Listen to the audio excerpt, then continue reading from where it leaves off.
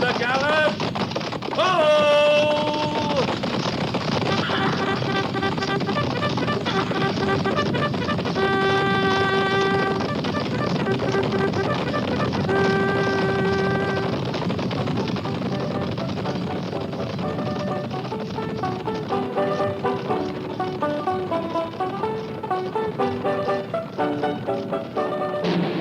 Fort Laramie.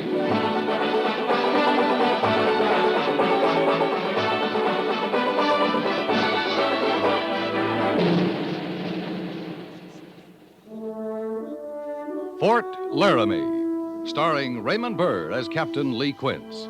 Specially transcribed tales of the dark and tragic ground of the wild frontier. The saga of fighting men who rode the rim of empire.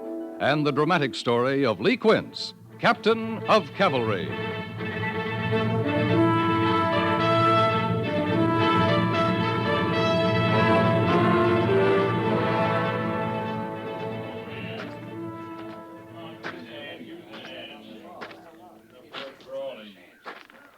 Sergeant? This one's fresh killed. And fresh skinned, sir. How many buffalo we found this way? Well, we come on 10 with this one. The men are fanning out looking for more. They wouldn't be far away if there are more. They're right dumb, aren't they, Captain? Buffalo must be the dumbest critters they is. Well, couldn't call them crafty, but they're half blind. Can't see trouble when they're heading right into it. Lieutenant Seibert's back from the agency yet? Well, yes, sir. He brought the wagon. They're loading carcasses in it back by the Waller. They better get a move on. That meat'll cook in this heat. Captain, you got the feeling there's something wrong? Wrong? Well, I've seen Injuns kill buffalo before, lots of them. But I never seen them leave this much meat on them. Maybe agency life is making them lazy, Gorse. Maybe their bellies are too full. Now, you don't think that, Captain. I sure don't. I'm going to talk to Mr. Seiberts. Oh, are all of them cut this way? I think so. I didn't rightly study them, though. Then study them. All of them. Let me know what you find. Yes, sir.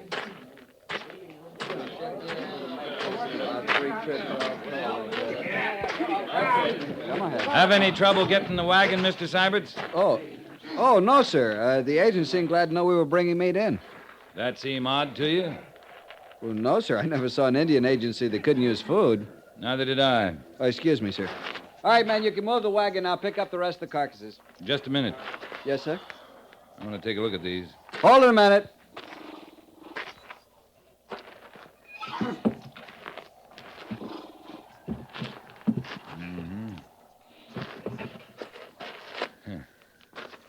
All right, men, carry on. Yes, Captain. Get there! You! Oh! Yeah! Come on! Yeah! A lot of waste there, sir. Yeah. Yeah, a lot of waste. How far to the agency? About 5 miles? That's right.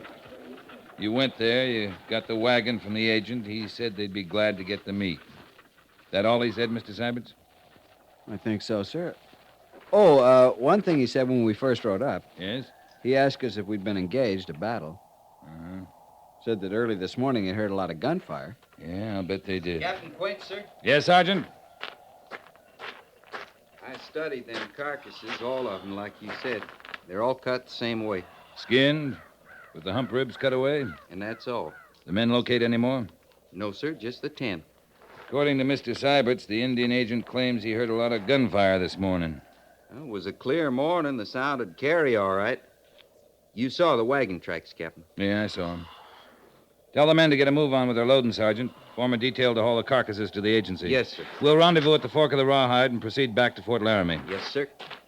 Captain Quince, what about the wagon tracks? All right, Jenkins. You see these tracks here? The fresh ones? From the wagon that was just here. That's right. Now, over here. There. You see those?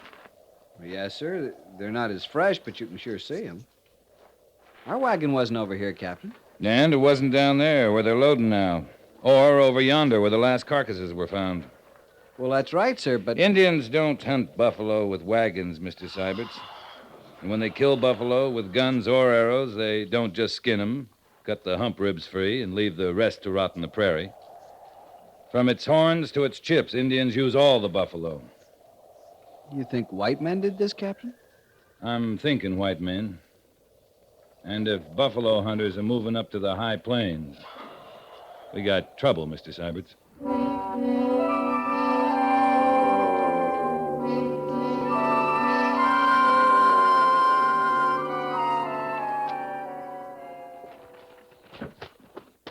That's reservation land, Captain. That didn't make much matter to them, Major. You seem very sure this is the work of buffalo hunters, not Indians. If it's Indians, they've changed their whole tradition of hunting buffalo and killing them. I tell you, these were fresh killed. And the only meat gone was the hump ribs. Well, that's the best meat. Yeah, to you and me, yeah. But the Indians eat everything on the buffalo, including I know, Lee, I know. what they don't eat on the spot, they take with them, even the horns. Always use the horns for tools, implements, don't they? Yeah, always. I still hope you're wrong, Lee. It's a small hope, but it's there. I'd like to be dead wrong. But I saw too much. And the Indian agent heard too much. The battle? Remember Texas? You get a clear morning, you could hear those buffalo guns roaring for miles. Enough of them sound like a pitched battle. Wonder if they're still packing those old Sharps 50s. They're awful heavy. Gotta be. They shoot ounce slugs, 125 grains of powder, 600 grains of lead, sometimes more. And the Army struggles along with 450 grain slugs. Well, we're not killing buffalo. No, we're not. You know the position the Army's in as well as I do. White men aren't allowed on reservations to hunt, to mine, to anything. We can warn them if we see them before they move into Indian territory. If we catch them there, we can run them off or bring them back to the guardhouse. But we got to see them first. We may not see him, Major.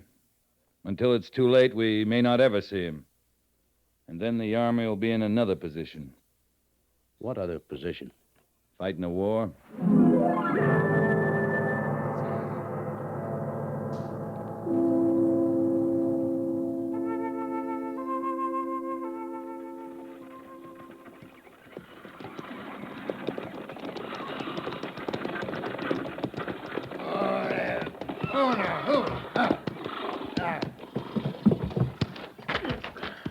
Don't you go roaming off now, Goofy. I want the wagon here so that we can load it.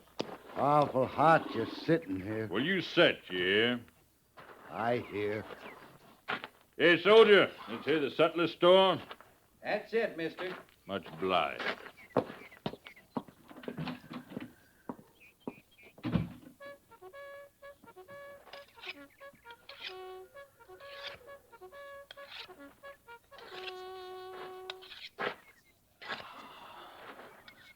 Well, now, you got yourself some knife there, ain't you? Sharp as your eyes, soldier. Straight blade, huh? This one is. Got 'em curved, too. They're nice. You like curved knives better, do you? I like what I need. Sometimes I need a straight blade. Sometimes I need 'em curved. What kind of man's got a need for knives, straight blade or curved? You goading me, soldier? I'd be a fool to goad a man sharpening a fine knife. Yeah. You would. You'd be a plain fool. There's a fine edge coming. Fine edge. It's your business, cutting things? Let me show you that curved blade, soldier. Now, look at that. Ain't that pretty the way it half circles? You think it's pretty? It fits your neck, soldier. Right close and neat like. Now, that's what I call pretty. The fit of it. Pretty enough. Looks dull to me. It gets dull. Cutting. Before I cut a man's throat with it, I'd see it was razor sharp. I will. I'll tend to that right now. But I'll keep that straight blade handy. In case I run into a soldier who wants to goad a body. I knew a man like you once. Looked the same, acted the same, talked the same. He was from Texas, this man I knew. A lot of good men from Texas. This man, he was a skinner. A lot of good men are skinners. This man, though, he got himself killed. How's a man gonna get himself killed skinning buffalo? He made the mistake, this Texas man, going into Injun territory. Went up into the Injun Nation. Got himself killed. You don't know nothing about skinning. I heard about this, man. You're dumb, soldier. Dumb as can be. I ain't dumb enough to skin buffalo in Injun country. I make $50 a month in my keep. With that, I get 50 cents a head on every buffalo I skin. You do it fast, mister? The faster I do it, the more money I make. I'd sure admire to see you at your work. Yeah, you would. I would. I never seen a real good skinner at work. You ain't? You wanted to please a body, you could tell him how you set about your work. You thinking about turning skinner? Oh, I don't think I got the gift for it.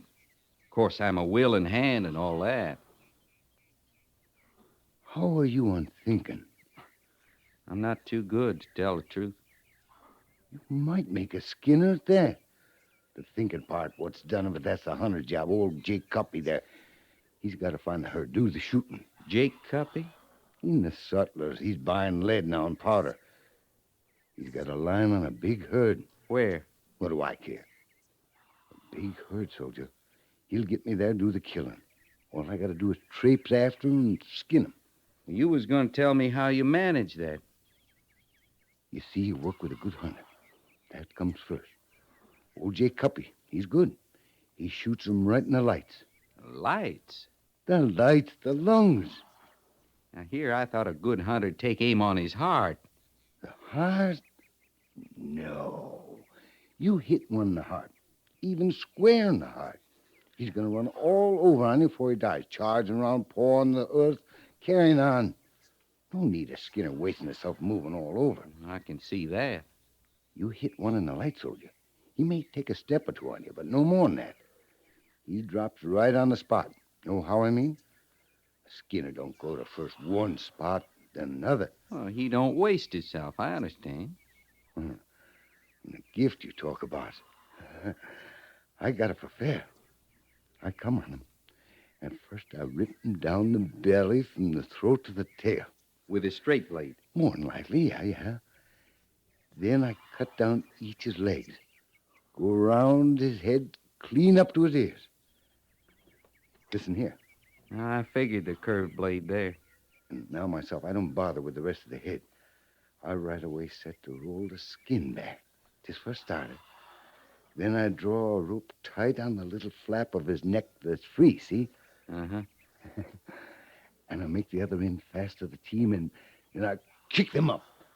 Then pulling that away, shucks that hide right off in that animal. And that's a sight. I tell you, that's a sight. I just bet it is. 50 cents. Every time I do it. I skinned as high as 50 buffalo a day. Now, that amounts to... Well, old Jake Cuppy usually does that counting up for me. I guess you think a lot of Mr. Cuppy, huh? What I got to think of him. I like skinning, soldier. That's what I like. You putting up here at Fort Laramie a spell? Tonight, anyway. Maybe longer. What do you care? As long as you're here, I just want to learn all I can from you, that's all. It's a good life. A lot of good men as skinners.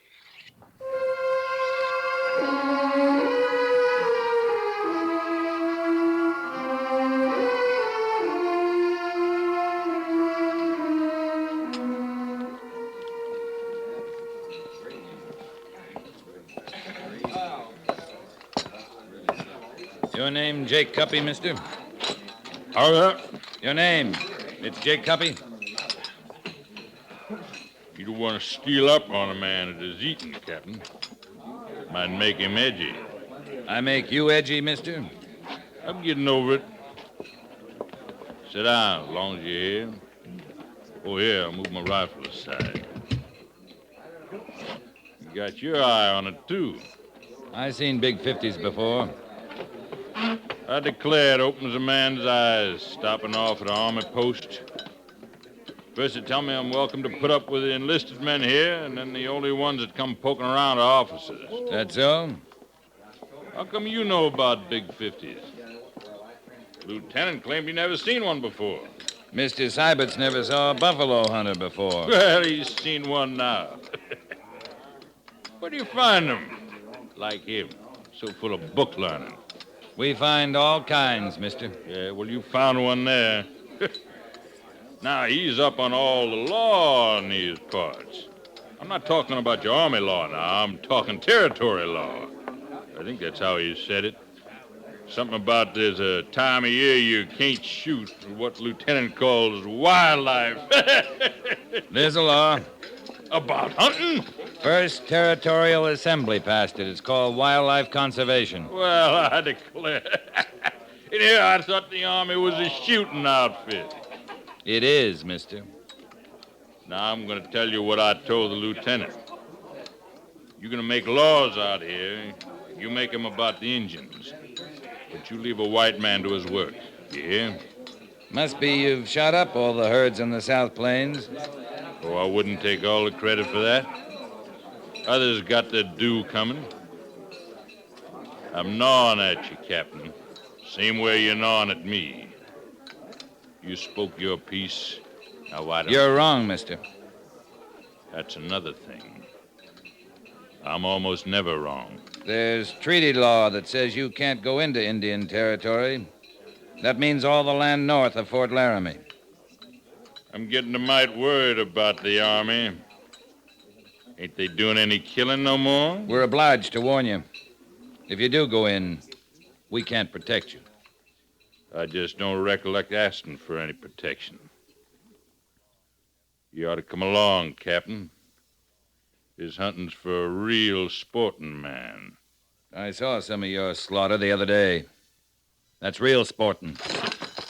Now you hear me what I say. I get paid on how many buffalo hides I ship. That's fine. Now then, folks in the East, they're developing a taste for buffalo meat. All I gotta do is get it to the railroad. And that's fine. I get paid for that, too.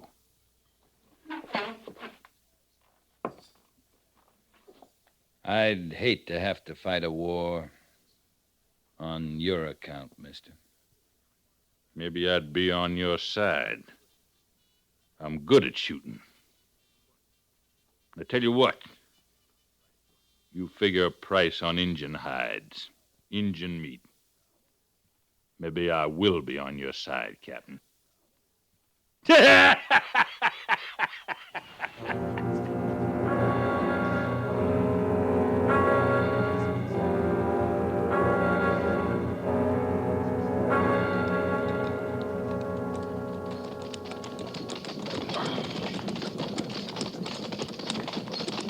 is Kit Carson country, isn't it, Captain, along the Powder River?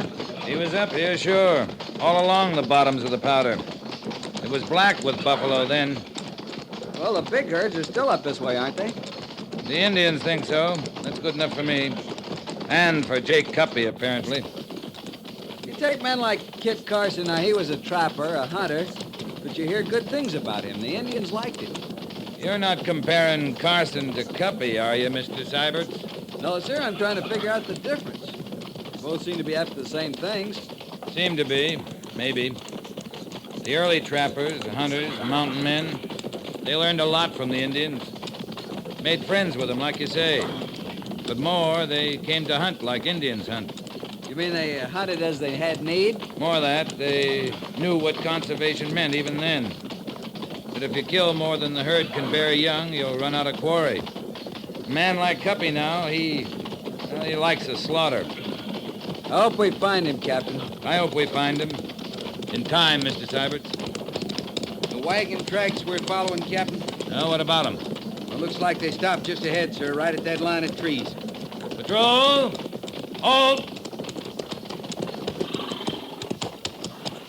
They could be in there, Captain. Cuppy and Gulpy. They could, Mr. Syberts. Come on, Gorse. Yes, sir. Sergeant Gorse and I are going to move flat into the trees, Mr. Syberts. Have the patrol stand to cover us. Yes, sir. One shot out of those trees and you move in. Right, Captain. All right, Sergeant. Run crouch down to the brush. Then we move flat in their bellies. Yes, sir. Let's go. Oh, the boys, skirmishers, prepare to charge.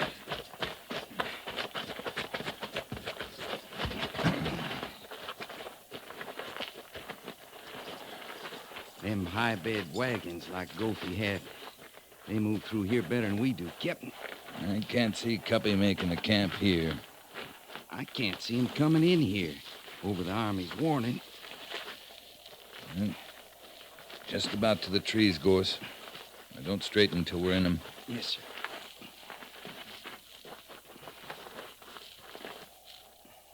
All right, now. They're not as thick as they look, Captain. Well, here, ahead there, Gorse. The wagon.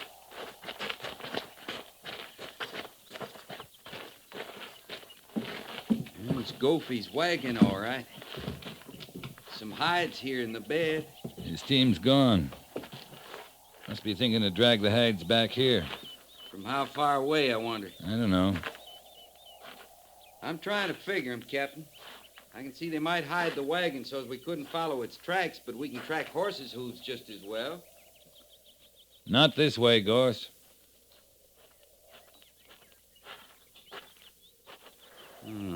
Grain sacks. Well, sure. Yeah. You fix grain sacks to their hooves, it muffles the sound, leaves almost no hoof prints. They're smarter than they act, Captain.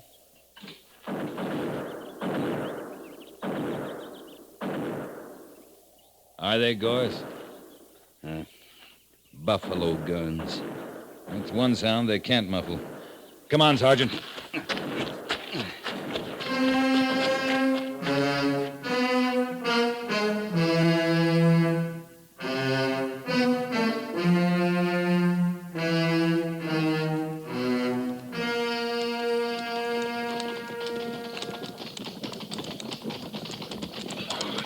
We've ridden 5 miles at least, Captain, and no sound to guide us for the last 3. Don't need sound with sign like that ahead, Mr. Syberts.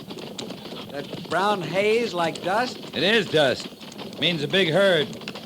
Probably been stampeded. There's bottomland just after that rise where Clear Creek feeds into the Powder. We'll make for that. Yes, sir. At the gallop! Ho!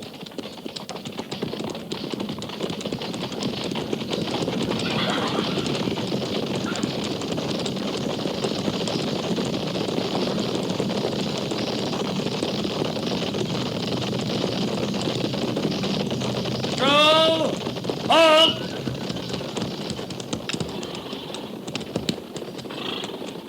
Ride out with me, Mr. Syberts. Yes, sir.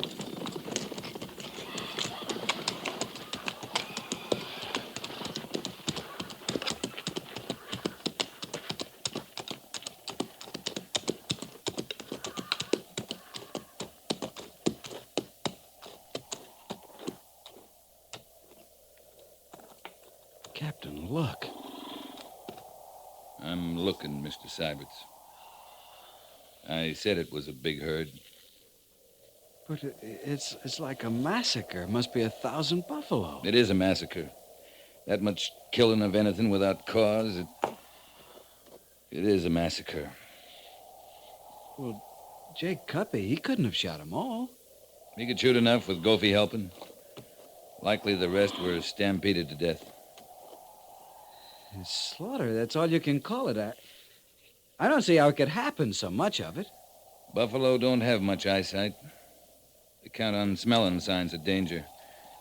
Cuppy's trick is to shoot from far enough away so they can't smell him. We better go down there, Mr. Syberts.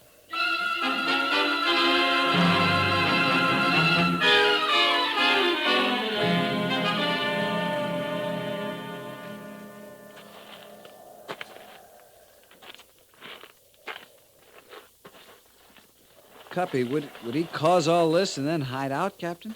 He might. Knowing we'd be coming after him. Knowing he and Gophie couldn't hope to haul them all out before we got here. You seen any that's been skinned? No, sir, not a one. Captain Quince, over here.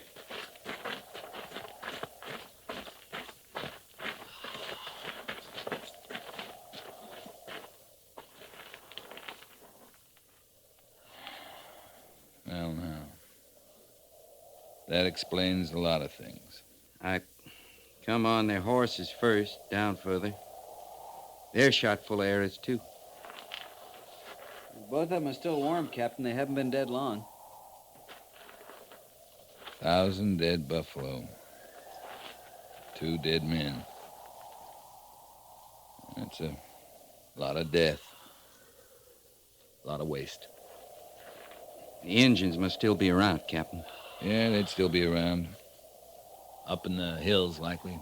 Those arrows, sir, they're in Cuppy and Gophie and the horses, but not the buffalo. The Indians weren't after buffalo, Mr. Syberts. Come on, let's move out. Captain? We'll have to fight the Indians for this? Not today. Not this patrol. But this isn't the last of the buffalo hunters.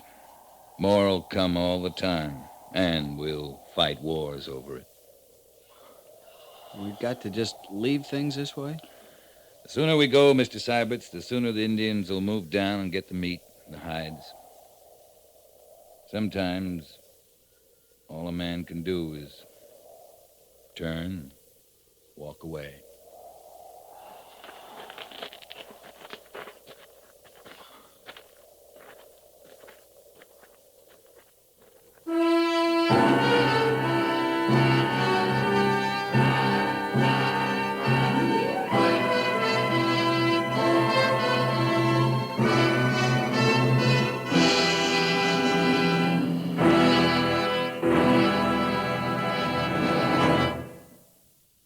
Fort Laramie is produced and directed by Norman Macdonnell and stars Raymond Burr as Lee Quince, Captain of Cavalry, with Vic Perrin as Sergeant Gorse. The script was specially written for Fort Laramie by Kathleen Height, with sound patterns by Bill James and Ray Kemper. Musical supervision by Amerigo Marino. Featured in the cast were James Nusser and Barney Phillips. Jack Moyles is Major Daggett, and Harry Bartell is Lieutenant Syberts.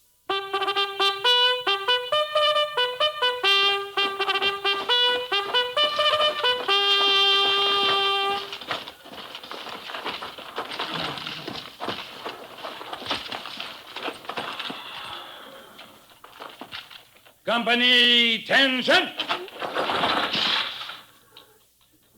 Dismiss.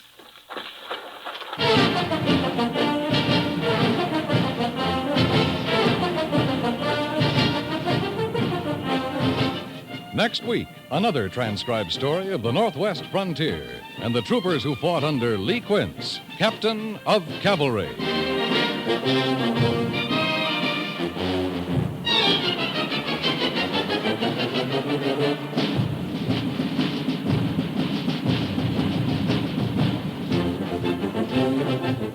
Have you a youngster of school age? Right now, for the new fall term, parents and citizens will discover that the enrollment in their community schools has increased tremendously. That means an acute shortage of teachers, schoolrooms, and supplies. Help your youngsters and others in your community by joining up with your local civic and educational groups. Act now to correct the great shortage of teachers and equipment. CBS Radio urges you to help make your community schools fit for your community's youngsters.